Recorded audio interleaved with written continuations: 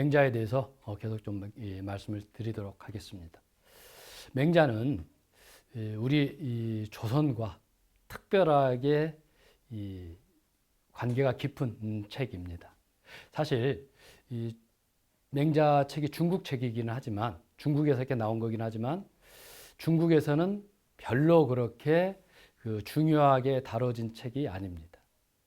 전한 시대에 아주 잠깐 맹자가 좀 인정을 받았었고요. 계속해서 별로 특별한 지위를 갖지를 못했습니다. 그러다 보니까 맹자의 주도 거의 없습니다. 조기주 정도가 지금 남아 있는 거고요. 그리고 이제 그 이후에 쭉 와서 이 송나라 때로 넘어오게 됩니다. 그래서 송나라, 그것도 이제 북송에서 조금 뭐 이렇게 하고 남송에 와서, 그러니까 주자에 와서야 비로소 맹자가 중국에서도 의미 있는 책으로 받아들여졌는데요. 그런데 실제로 중국에서는 맹자가 어떤 이 정치 제도에 있어서 큰 역할을 했는가를 이렇게 따져보면 그렇게 큰 역할을 하지 못했다라고 할 수가 있을 것 같습니다. 그런데 맹자는 조선에서는 정말 특별한 책이었습니다. 정도전을 이렇게 잘 아실 텐데요. 정도전이 이 맹자 책을 읽고서 정말 깊은 묵상을 할 정도로 이 의미심장했던 책이었습니다. 원래 이 정도전이 맹자를 이게 보게 됐던 거는 그것도 아이러니인데요. 정몽주가 정도전에게 책을 보내줬습니다. 그러니까 정도전이 어머니 아버지 상을 연속 당해가지고 3년상을 치르느라 시골에 내려가 있는데 그때 책을 보라고 정몽주가 보내줬죠. 그래서 보니까 너무나 깊은 책이다 보니까 정도전이 이런 식으로 표현을 합니다. 매일 한쪽 내지 반쪽씩을 읽었다. 그 당시에 책의 글씨도 되게 큰데 한쪽 또는 반쪽씩을 읽었다라면 이건 그야말로 묵상하고 그거를 거의 화두처럼 여기면서 그 의미를 아마 새겼을 겁니다. 자, 그런데 우리가 잘 아시다시피 맹자에서 가장 중요한 것 중에 하나가 혁명입니다. 그리고 왕도 정치이죠. 물론 정도전이 내가 맹자를 보면서 혁명을 꿈꿨다 뭐 이런 소리를 밝히진 않았습니다만은 그 이후에 이 정도전의 어떤 이 행적을 보면 이 맹자책을 보면서 혁명을 꿈꾸고 그것을 그 의지를 아마 다지지 않았을까 싶습니다. 그리고 왕도 정치를 어떻게 하면 이 땅에 실현해 볼까 이런 생각을 가졌던 것 같고요. 그러다 보니까 조선에서는 맹자 책을 아주 귀중하게 여겼습니다. 나중에 정도전이 이 태종에게 이렇게 밀려납니다만은 그럼에도 불구하고 맹자책은 조선 내내 중요한 책으로 자리 잡고 있었고 세자뿐만이 아니라 왕이 되어서도 읽는 책이었습니다. 반면에 중국에서는 아까 말씀드렸듯이 뭐 송나라에 와서야 겨우 조금 읽는 수준이었고 명나라 이 태조인 주원장 같은 경우가 이 맹자를 봤습니다. 너무나 왕을 몰아붙이는 얘기가 많이 있는 겁니다. 앞에서 봤듯이 양효왕을 막 몰아붙였지 않습니까? 뭐 앞에서 본 거는 굉장히 약과입니다. 앞으로 그보다 훨씬 센 소리가 막 나오는데요. 그러다 보니까 주원장이 도무지 이거는 안 되겠다 싶어가지고 그 신하에게 명해서 맹자를 편집하라고 합니다. 황제, 왕에게 좀 불리한 것들은 빼버리라고 한 겁니다. 그러면서 한 소리가 맹자가 지금 있다면 내가 볼기짝을 좀 쳐주고 싶다. 뭐 이렇게 말할 정도로. 그래서 중국에서는 사실 맹자가 큰 각광을 받지 못했습니다. 또한 일본에서도 마찬가지입니다. 물론 일본 자체가 유학을 오랫동안 하지 않았기 때문이기도 하지만 특히나 맹자는 별로였습니다. 당연히 그러겠죠. 이 사무라이 사회에서 맹자와 같은, 다시 말해서 윗사람에게 대들고 몰아붙이는 이런 책을 잘 볼 수가 없겠죠. 그래서 일본에서는 재미있는 이야기가 있는데요. 맹자 책을 실으면 배가 까란진다. 뭐 이런 얘기가 있을 정도로 했습니다. 그래서 일본에서도 별로 맹자가 각광을 받지 못했고요. 다만 조선에서는 굉장히 중요한 책으로서 계속해서 있었다는 것들을 말씀드리고 계속 이어가도록 하겠습니다. 다음 장을 이렇게 보도록 하겠습니다. 양효왕이 말했다. 나는 나라를 다스리는 일에 성의를 다하고 있습니다. 한해 지방에 흉년이 들면 그곳 인민들을 하동 지방으로 옮기고 반대로 곡식은 한해 지방으로 옮겨줍니다.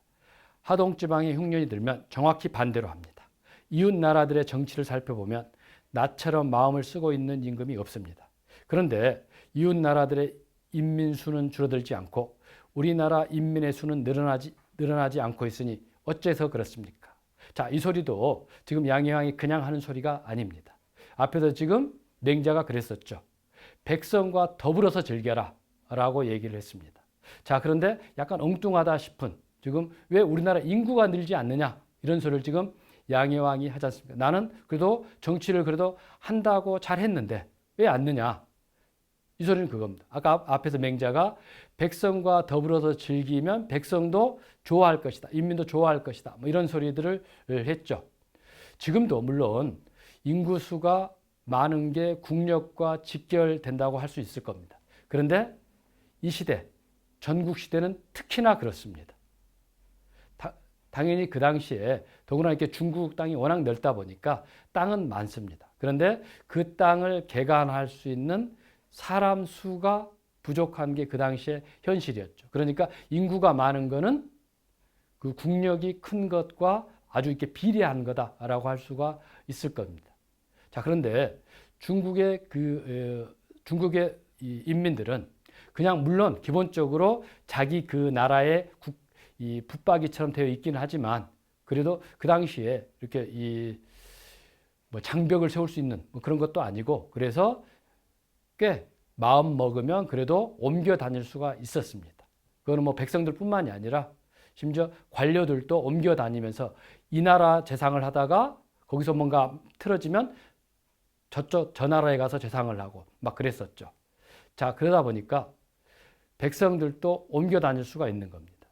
그래서 지금 양효왕이 말하는 것은 내가 정치를 그래도 한다고 했는데 이만큼 베풀었는데 그러면 당신 말 맞다나 백성이 늘어나야 되지 않겠느냐. 그런데 늘어나지 않고 있다. 그렇다는 것은 지금 맹자 당신이 하는 소리나 또는 공자가 하는 그런 소리들이 지금 틀린 거 아니냐.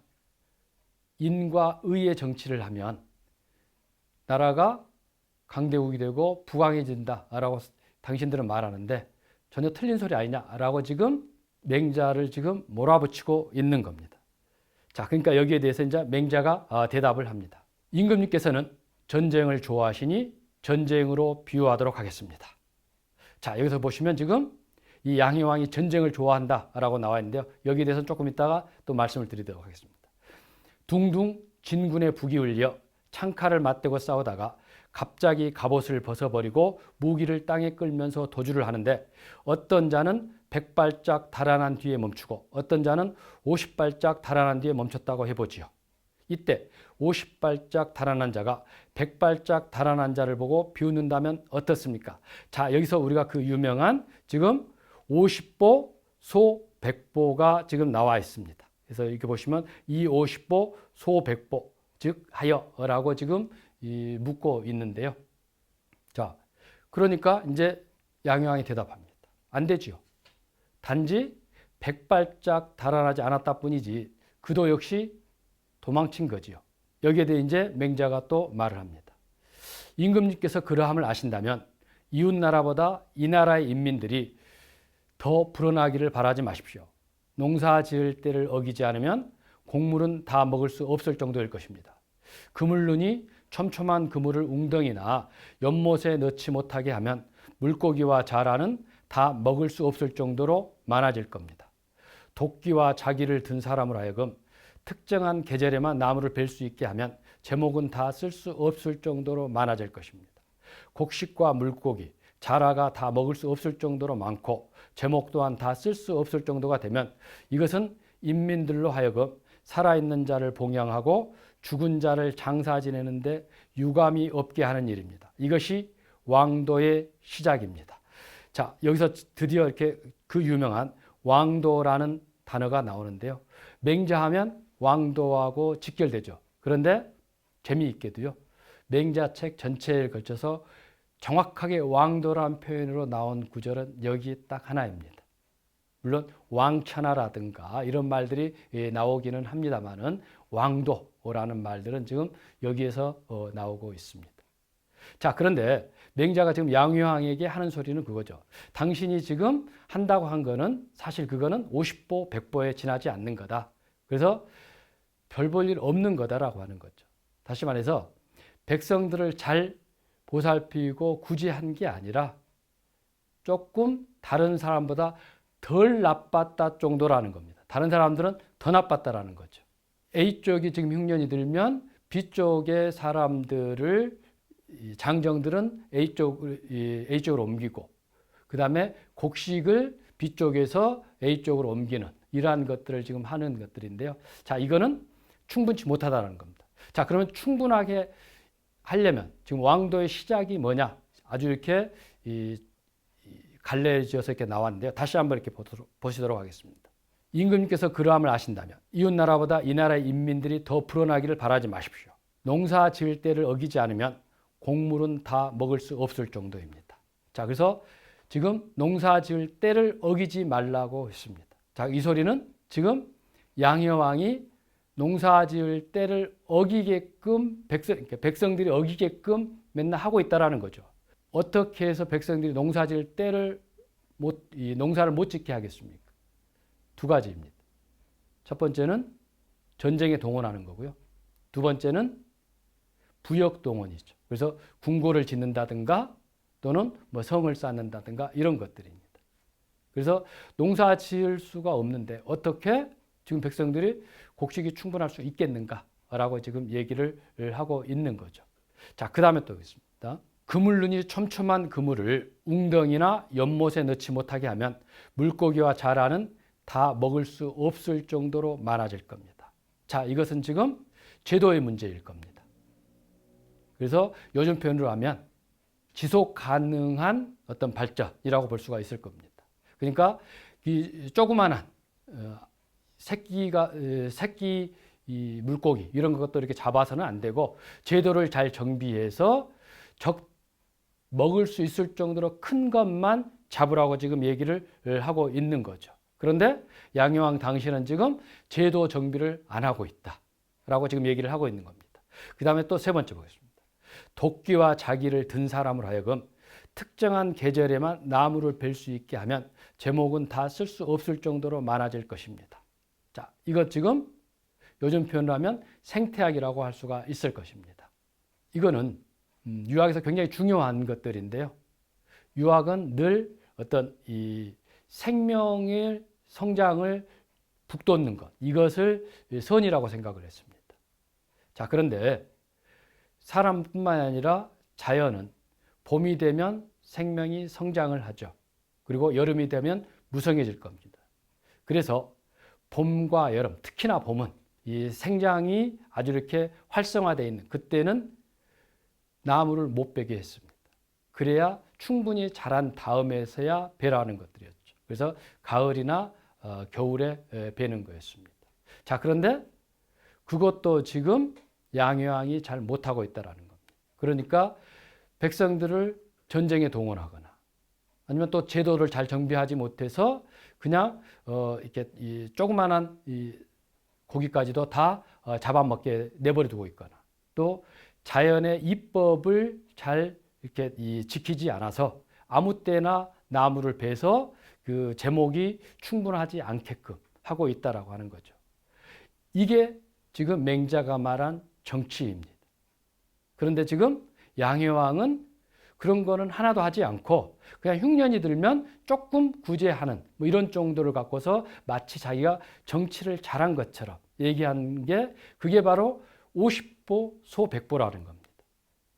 도끼와 자기를 든 사람을 하여금 특정한 계절에만 나무를 벨 수 있게 하면 나라가 다 먹을 수 없을 정도로 많고 제목 또한 다 쓸 수 없을 정도가 되면 이것은 인민들로 하여금 살아있는 봉양하고 죽은 자를 장사 지내는데 유감이 없게 하는 일입니다.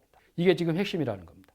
살아있는 자를 봉양하고 그러니까 가족이 잘 오손도손 잘 먹고 살 수 있는 정도 뿐만이 아니라 돌아가신 분에게 필요한 A를 잘 갖출 수 있는, 유감이 없을 정도, 이 정도가 지금 한 왕이 해야 될 몫이라는 겁니다. 의무라는 것들입니다. 그리고 이게 이제 왕도의 시작이다라고 지금 얘기를 하고 있습니다. 자, 그러면서 그걸 조금 더 구체적으로 얘기를 하는데요. 한 농가가 오묘의 집터와 텃밭 둘레 뽕나무를 심기만 해도 50살이 넘은 사람은 비단 옷을 입고 살 수, 닭과 돼지, 개를 길러 그것들이 번식할 때를 놓치지 않게 한다면 70살이 넘은 분들은 고기를 먹고 살 수 있습니다.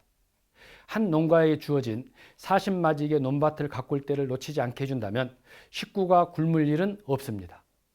자, 이런 식으로 해서 충분하게 먹고 사는데 지장이 없도록 해줘야 한다라고 하는 거죠. 근데 이게 왜 안 됩니까?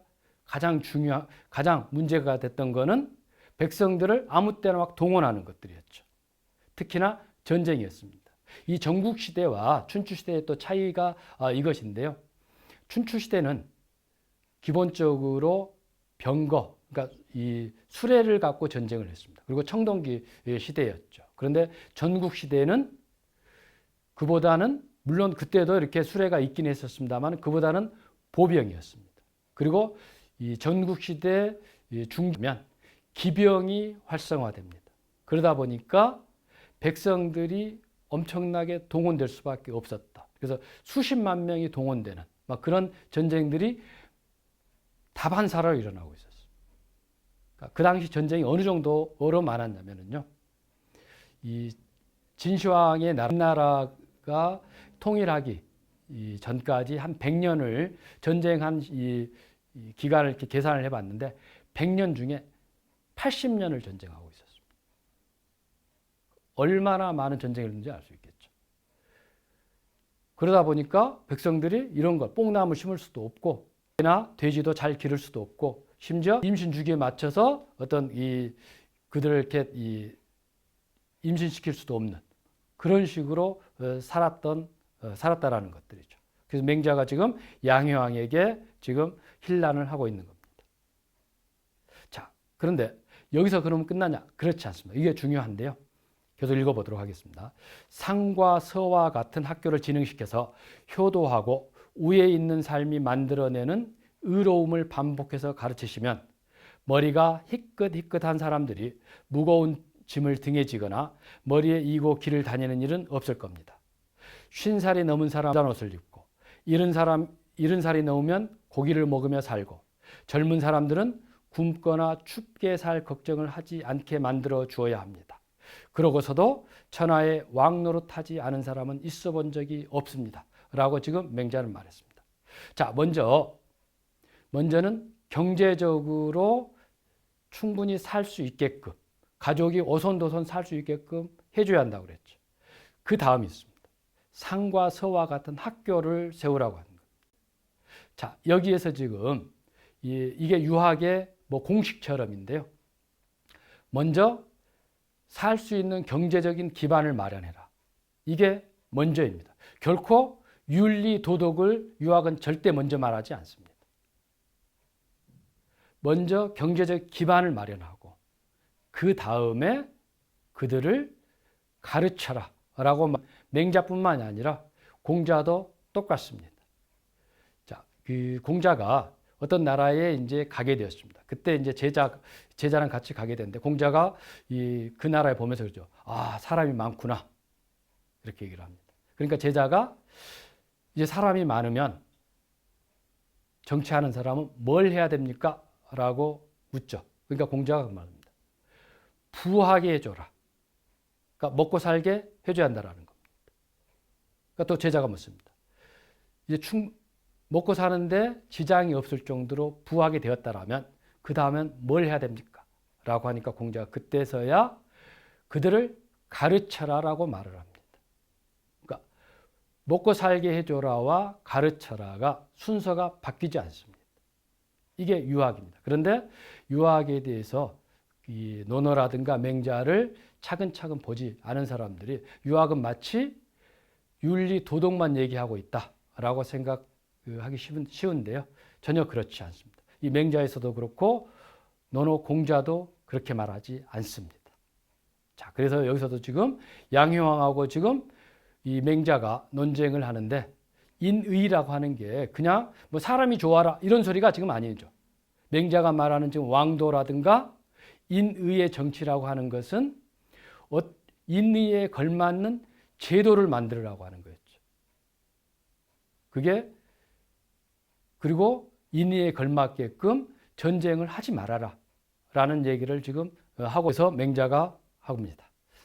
흉년이 들어 사람이 죽어나가고 개, 돼지가 사람이 시체가 뒹굴고 있는데도 곡식 창고를 풀어 나누어 줄 생각을 않고서는 사람이 죽으면 이건 내 탓이 아니야, 흉년 때문이야 라고 한다면, 칼로 사람을 찔러 죽이고 나서 이건 내 탓이 아니다, 칼 때문이다 라고 말하는 것과 뭐가 다르겠습니까? 임금님께서 흉년 탓을 하지 않으신다면 곧 천하의 인민들이 몰려들게 될 것입니다. 자, 여기서 지금 드디어 맹자가 왜 지금 양해왕의 나라에 인민들이, 백성들이 몰려들지 않는가를 지금 얘기를 하고 있죠.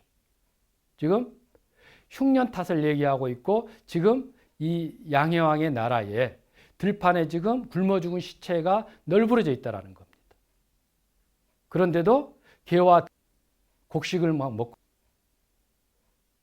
그래서 이런 나라에 어떤 인민들이 이민을 오고 싶어 하겠는가라고 지금 말을 하고 있습니다. 그러면 서로 지금 라는 거죠. 그런데 당신 나라를 한번 제대로 봐봐라. 그러면 이 나라가 지금 이민 오고 싶은 나라인가? 라고 지금 말을 하고 있는 거죠. 자, 이렇게 지금 양양이 듣고 나니까 너무나 지금 이제 계속해서 지금 세 방을 먹은 거죠. 자, 그래서 이제 양효왕이 말합니다. 자, 이제서야 비로소 양효왕이 그럼 한번 제대로 좀 한번 가르쳐 주시죠 라고 지금 말을 하고 있습니다. 그러니까 맹자가 대답합니다. 사람을 죽이는데 몽둥이로 죽이는 것과 칼로 죽이는 것이 다릅니까? 자, 지금 이 편안하게 좀 가르쳐 달라고 하는데도 맹자는 지금 늦추지 않습니다. 계속해서 몰아붙이고 있죠. 몽둥이로 죽이는 것과 칼로 죽이는 게 다릅니까? 라고 묻습니다. 그러니까 다르지 않지요 라고 지금 양해왕이 대답합니다. 칼로 죽이는 것과 정치로 죽이는 것은 다릅니까? 다르지 않지요. 자, 그 다음에 이제 계속해서 맹자가 합니다. 임금님의 푸죽간에는 살이 오른 고기가 있고 마국간에는 포동포동한 말이 있습니다. 그런데 들판에는 굶어 죽은 시체가 뒹굴고 있습니다.